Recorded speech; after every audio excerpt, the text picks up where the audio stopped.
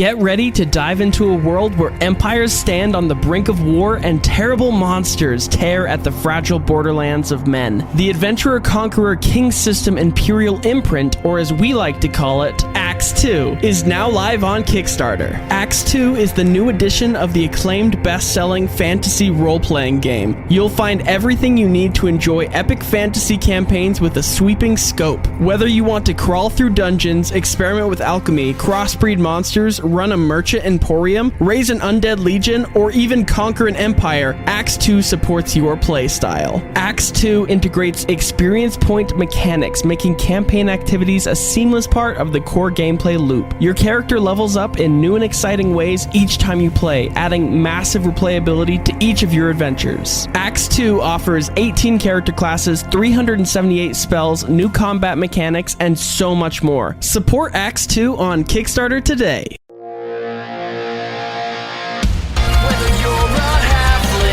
Giant or somewhere in between. Round the table with your friends, playing Dungeons and Dragons. And if life ever knocks you down, your dice will surely turn around.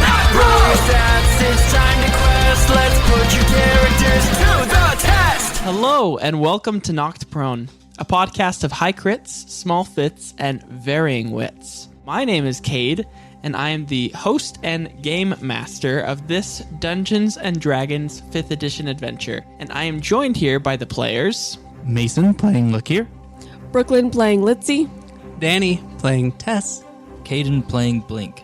Awesome. Okay, so as we last adventured, Blink, would you like to give us a short rundown of what happened last episode? Started off kind of investigating that... bunny rat situation we had. We ended up getting a new quest almost to help out all of the auras and go kind of talk about what needs to be done with them. There was a few missions that we've kind of figured out, and we've now regrouped and are gonna figure out which one to do next. Perfect. Awesome. You all were heading towards the Healer's Hive. The Healer's Hive. Thank you. So you approach the Healer's Hive. Tess, you are quite familiar with the Healer's Hive. It's like a pyramid structure made entirely of honeycomb, and there's bees bustling around it, and it has golden honey and hums of the bees, and the honey's just spilling out of the sides of it because they're overproducing. And there are lots of beekeepers and healers on the inside. So there's this whole cinematic scene of me like slow walking towards it, and like a bee comes over and I like put out my finger and it lands. I like push it off, it flies away, and I walk over to the door. How does that play out in real life? So a bee comes over and flies in your finger, and you like kind of like whisk it away, but your hand motion was a little too much, and like a coat of bees comes over and just like, they don't sting you. It's almost like intimidating that they're like, we could mess you up, and then they fly away back into there because they're pretty docile bees. They don't want to die. Yeah, because bees do that when they sting. So in your mind, it's probably like, oh, they love me. So as they form the cloak around you, I'll lean to her and say, fun fact, bees typically smother their prey to death. And then continue watching. slowly turn back to Tess. Now that I'm convinced I just impressed everybody with my intimate like bee relations, I'll like go up and I'll knock on the door. Yeah. Hive Mother Holly actually opens the door. She's wearing an entire beekeeper suit, swings open the door and is like, Tess, come on in. And like goes back to busily working on like tending to the bees when a robot comes over and is like, may I assist you? And she's like, no, go away. And then she like runs over to, as the robot comes over to her, she runs over to an elderly person and like tries to like help them out a little bit. But then another robot approaches and is like, may I assist you? She gives out a great huff and walks back towards the four of you, and she sighs and turns to see you. Her auburn brown hair bounces with life, and she has icy elven eyes, that look hollow and depressed. And she puts on this fake smile again as she looks over at you, Tess, and smiles and elates. Master Tess, and what do I owe this fine pleasure of your company today? You can tell, like, her voice kind of cracks as she's holding back, like, tears. I'll just go hug her. Go give her like a quick hug, and then I'll like back up and make, we're the Gray Aura. Oh. And we're supposed to help you guys in any way we can. Did you know, Tess, that bees typically smother their prey? Because if they sting, they Right, die. they die. I didn't So know instead, they cover whatever they're trying to kill, and then they start vibrating at intense speeds, and the heat and friction that it creates literally cooks the prey from the inside. You hug her, Tess. She puts her beekeeper helmet back on, and like you can hear like little whimpers on the inside, and she starts telling you like, these artificers, they're making too many robots. These heal bots seemed like a wonder when they first were invented, and I was for them, and the clerics were all for them, but the overproduction of these heal bots have made, well, as you know, clerics obsolete. But now these heal bots seem to know how to tend bees. I don't know what to do. I don't want to lose our funding. You know that this is why we built this bee sanctuary in place of our burnt down church, to tend to the elderly as well as to produce honey. And I miss my life as full-blown medical and clerical work, but I would like, well, there's rumor of a new and improved healbot coming into production, and, well, I don't want that to come to fruition. I hired a dwarven homeless man named Takkin to pick up a stolen blueprint, but it's all for the good of the Hive. I'm standing, not I'm a little disconnected from the group, just slightly, but I am emotionlessly smiling, and definitely keeping my mouth shut. Well, I would love for you to go and, well, Takkin is being quite aloof with the blueprints. He seems to have taken them, and he's now demanding quite the higher price than we initially agreed upon for these blueprints. And, well, I don't really know what to do other than, well, if you could bring them to us without the artificers knowing of our plots and whereabouts. That's a lot of information. Question, what do you want us to do? We also have no funding and nothing to ransom your plans. Well, I believe that Takkin could be swayed if, well, he has some thought that he is clever. And if someone were to outsmart him, I believe that he might give out the blueprints free of charge. Interesting. Well, we'll have to peruse this over as a group. Personally, I was just here. I have an experiment that I am attempting to do, and I was wondering if you perchance had a spare or even faulty healing potion that you would allow me to either buy or take off your hands? She looks to her left and looks to her right as at the healing bots, as a few of them are like standing idly, not activated, and she like gestures for you to move closer to her, and she's like, I've hidden some healing in the honey. Don't tell the robots. All right. It's over there. And she points to like the largest pile of honey that has amassed. Like it's just absolutely dripping out of this one part of the hive. And in it, you can tell that there's been like some experimentation that it seems if bottled, it would make for a decent makeshift healing potion. Okay. I will. Can I just take one, or can I take like 2 or 3? Do you have any bottles to bottle it? Good question. I probably not. Does she?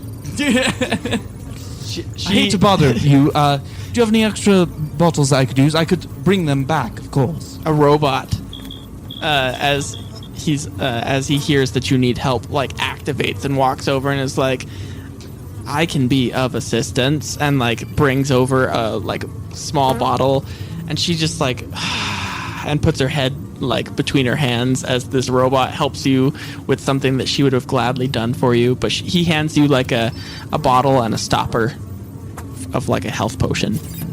I'll say, thank you, and almost in spite of her, turn to look at her and say, how helpful, and then go and take a little bit of that and stopper it, and then go back to her and just like, I'll give her like 2 gold and be just like, I appreciate it. As for your... She immediately pockets the money, like not gonna waste any time being like, actually... I do believe that the mission quest task that you have provided us will be up to my compatriots. But we can return if and when we complete this task. Well, I hope to see you soon. Yes. She nods, like her elven hair that is so long, like as she nods, it peeks through the bottom of the beekeeper suit that isn't necessarily fabulously made, but she nods at you and gestures for you like to leave, or if you need anything else, if you need anything else, and she like gestures. I'm towards already the door. right at the door. I've been like backing up like this whole time. Like I'm tiptoeing like already backwards. standing by the door and scurry out. Okay. I'll say, well, my business is done. I will leave you with my friends until they... We'll be back later. As soon as we get out and the door is closed, I'm just gonna... Wow, what a choice that we have here. I'm not laughing. So, what are we going to do? Make the old man crispy and return the plans to dearest father or mother figure? Let me tell you at least a little secret. I don't care about killing people as much as just the enjoyment that I get from blowing things up. Explosions are sort of my hobby, if you say. So I don't really want to kill the man. I wouldn't even say I really ever had the intention of really killing him. I just have a hankering for some explosives. So we're going to cause an explosion near the homeless man. I would like that very much. Okay. Thank you for that suggestion. So, I bet if we helped the groups in ways they didn't ask for, they might still sign it. So, what if we got the blueprints and brought them to the artificers? And I'm going to try to think of a different way we can help. I have an These idea guys. about that, actually. Good. So I do not. we're supposed to be helping kind of combine these auras, or not necessarily combine, but make them friends, right? Mm-hmm. As far as Zitzi's father knows, we don't know who took the blueprints.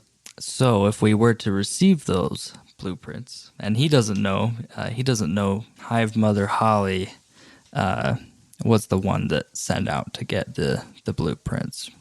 So in the case that we receive these blueprints, we can take them to her and convince her to take them to the Artificers. They might be inclined to get rid of some of the heal bots that are bugging her in her shop and messing with her honey and kind of taking her business in return.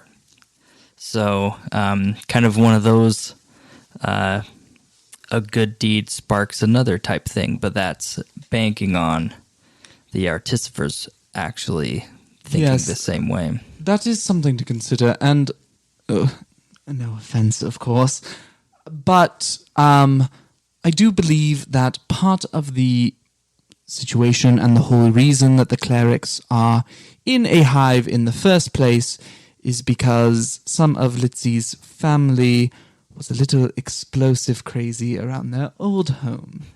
So I don't know about their keenness to rebuild those bridges. But it's worth a shot. And at the very least, we can always...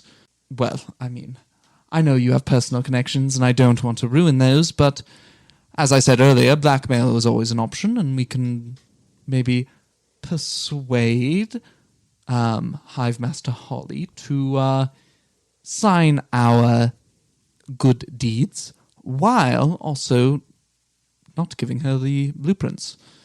In that case, we can say that our good deed was preventing a crime from being committed. Sounds like a pretty good plan to me. I don't think I can think of anything better. How about you, Tess? Yeah, I guess we should get the blueprints first and then figure out how to handle it. Fair enough to me. Let's go roast a dwarf. You see an old, the old dwarvish man is kind of just running ski-wampus around town.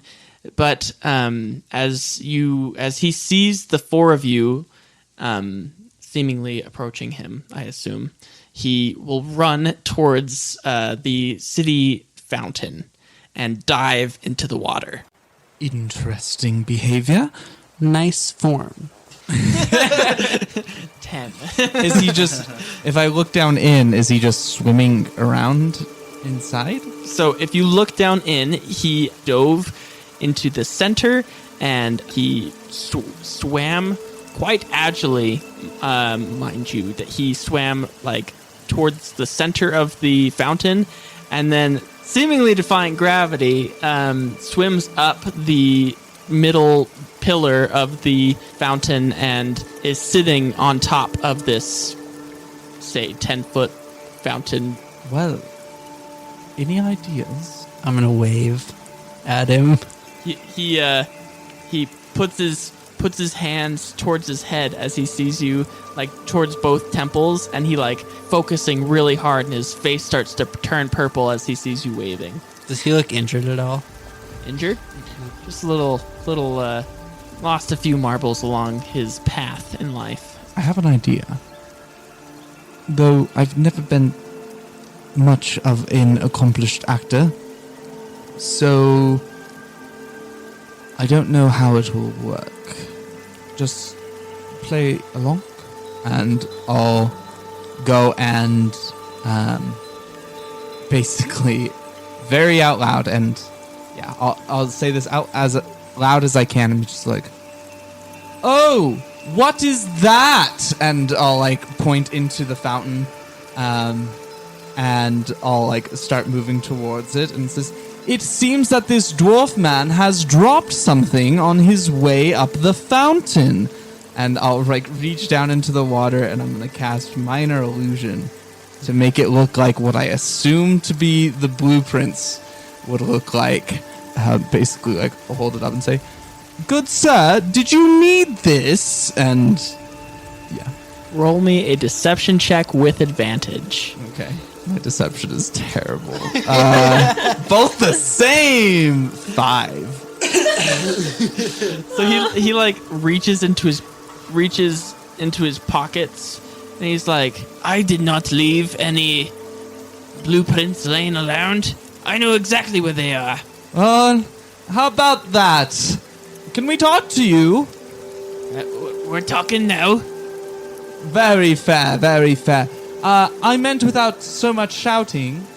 Trying to get me blueprints away. No, my friend Tim here doesn't like shouting. I'll point at the grasshopper. Well, I don't care about your wee friend. I care about what's rightfully mine. The coin that was promised me. I'm just crying, holding my grasshopper. Is he like in the water? Yes. So he's on top of like a pillar, and it's like spurting water all around him, and it's kind of like, you know how like when you like plug a hose with your thumb and it like starts shooting in different directions. It's kind of like highly pressurized shooting in different directions. Okay, so the water around the fountain obviously leads to him, right? And it's like a 30-foot wide fountain. 30, So yeah. it's pretty big. Okay. Can I see a spot where the water is traveling up to where he is? So is he sitting in the water? Yeah, so he's sitting on top of these, on top of the main pillar, and he's just kind of like on top of it. So, I'm trying to look for a spot where the water is actually getting sucked up to that fountain part. Yeah. So, you want me to roll a perception to see if I can find it, or Investigation. investigation? Yeah. Okay, perfect. My -1 investigation. Oh, is that why you're like perception? You can do perception. That's fine. 13. Okay, so a 13. You see, like the water kind of looks like it's bubbling, but it's not necessarily bubble. It's like rippling in this one specific area. Okay. That seems to have like holes in the ground, but it is about 5 feet into the fountain. Okay. So, I'm gonna walk over there. I'm gonna stick my head in the water, right where those are going, and I'm just gonna let out the biggest breath of fire to try to just heat this water up and cook him off of the top of that thing, but without necessarily trying to hurt him. Right. Just making it as uncomfortably hot as I possibly can for him up there. All right, Just awesome. ends up just fired.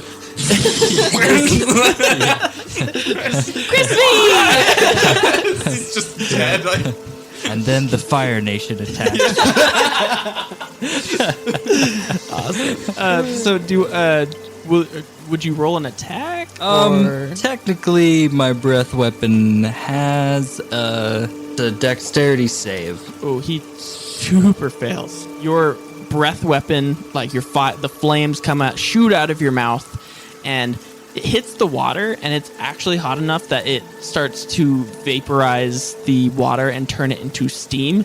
But as it's getting sucked down, this steam like billows at the top of the fountain where Takkin is sitting, and it starts to like cloud, and you can see invisible walls that you weren't able to see before. But as this steam starts to rise, Takkin like runs around this invisible room, like clearly being cooked. Huh. Okay. Well, I'm gonna notice he's being cooked, and I'm gonna stop because I don't want to like, kill this guy. As he's running around in a circle above So- the air. So he's in like an invisible room in this. Okay. So I'm gonna go over and be just like, great idea, and start casting firebolt into the thing as well. Yeah, so like the steam continues to rise, and like it starts to become like really fogged on the outside. He keeps running around. I'm gonna look up like, sorry, they get mad when they have to shout. Do you think you could come down? Please, just okay, just stop the fireworks. Okay, we won't have to shout anymore. Okay, can and he calm breaks down. concentration on his force field. Oh, room goodness. thing. Yeah, and so it dissipates, and the steam all starts rising, assuming that you stop casting firebolt. Okay. No, as soon as the rune is gone, I'm just gonna turn to him. Yeah. So he like lets the fire the steam dissipate, and water starts spurting up at him again, and he's like, "All right, I'll come down, but give me a moment." And he like slips through this hole in the ground and exits where the grate was sucking water from, and like hoists himself up onto the edge of the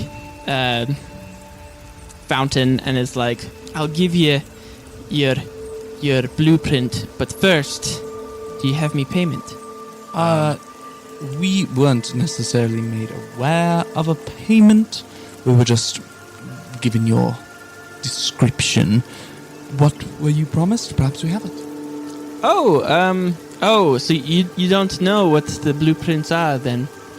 Oh, we know what they are. We just don't know what they promised you for. Oh. All right. Well, you know what? You take it free of charge. And he hands you guys a stack of papers. And if you'd each like to roll me an insight check. Natural 20! Nice. Oh, nice. I swear this was a 19 before I rolled saw it. this. No, I saw it. I was like, oh, that's a good one. And then I looked up and it was a natural one after I rolled it. So mine's 22 with plus Okay. 3 on my insight. Jeez Louise. What'd you get? 9. 9? 18. 18. So, let's see. You look at these papers and you're like, gosh, what fine craftsmanship. Like this, those artificers have done it again. They're so great. And the three of you, the rest of you, look at these papers and you just see they're basically like paste and like random ink blots that don't even look like they make up any type of machinery. And it's obvious that this doesn't seem like necessarily something of value. So, are we sure that this is actually the blueprints at all? Yeah, I'll kind of go, and as soon as I see a little, see the kind of stuff that's there, I'm going to, well, I mean, who does he hand it to? Oh, he just sets it down, kind of. Okay. Yeah, as soon as I can, identify that that something seems to be up, I guess I will try to grab him. It's not really what I'm good at. But I'll basically just grab the front of his shirt. I'll say, stop jerking us around and tell us where the blueprints are. We're not interested in your arts and crafts project. And as I hear him say that, I'm going to also walk over and grab him out of Lakir's hands and thank God. him up. I'm going to lift him up and just kind of snarl my teeth and let smoke kind of trickle out of my mouth a little bit. Did he take any damage from the steam? Yes. Okay.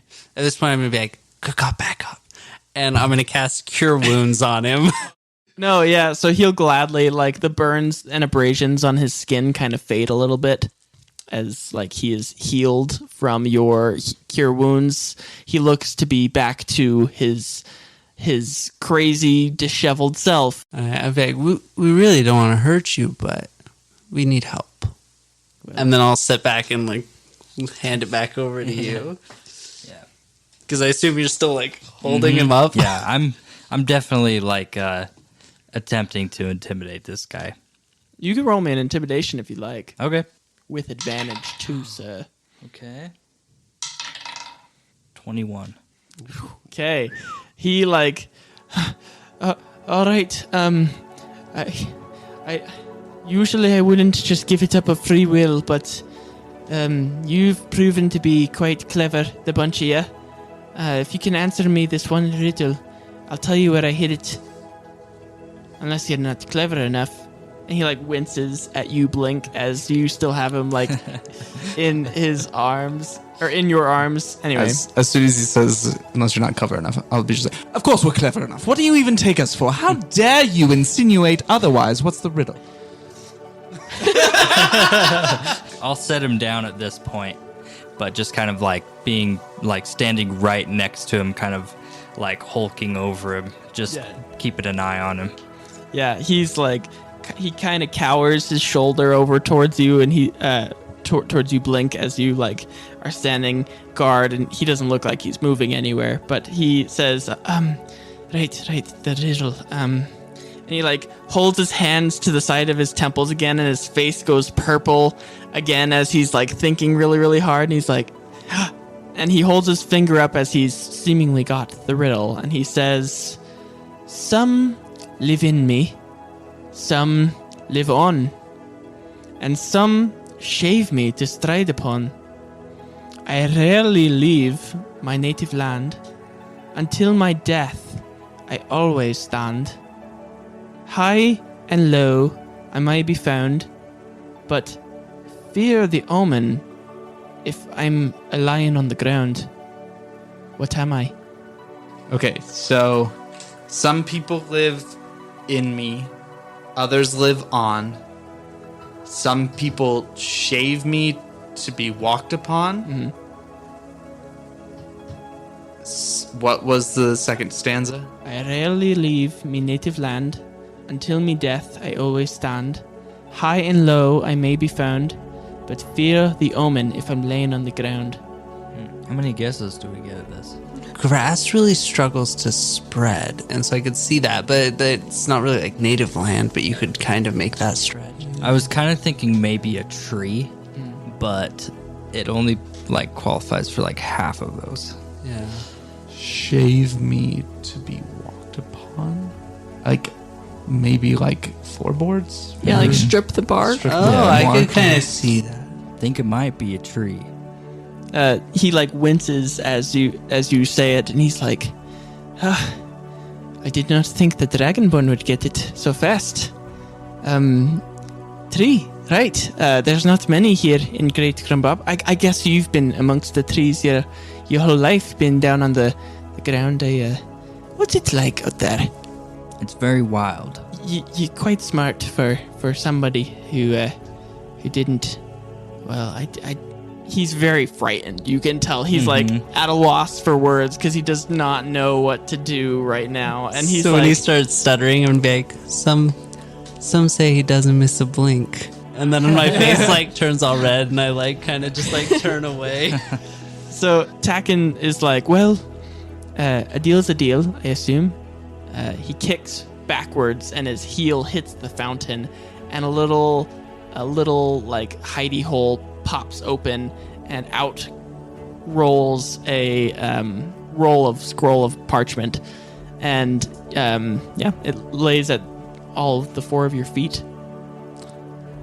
As soon as like because Lahir would probably have been stumped for a little bit, so as soon as he like says the correct answer, I would have started fuming, and I will be over in I will be next to the fountain, pacing back and forth, and you see me with one of my books open, like scribbling furiously with an angry look on my face.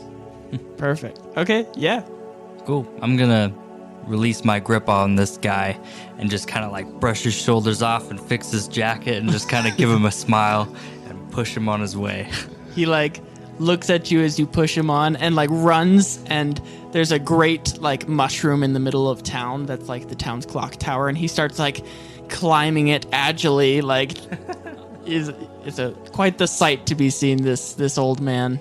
Anyway, but yes, you now have the scroll, and with that I think that's where we're going to end for tonight's session. Thank you so much for joining us here tonight. My name is Cade, and I am the host and game master of this Dungeons & Dragons 5th edition adventure, and I am joined here by the players to my left. Mason playing Lahir. Brooklyn playing Litzy.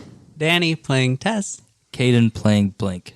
Awesome. And remember, when life knocks you flat on your back, all you got to do is keep rolling. Oh, and if you like what you hear, go ahead and give us a podcast review. But if you can't give us a podcast review, go ahead and refer us to a friend. And be sure to be following us on Twitter, Instagram, and TikTok @KnockedProne. Until next time, we hope you have a great rest of your day.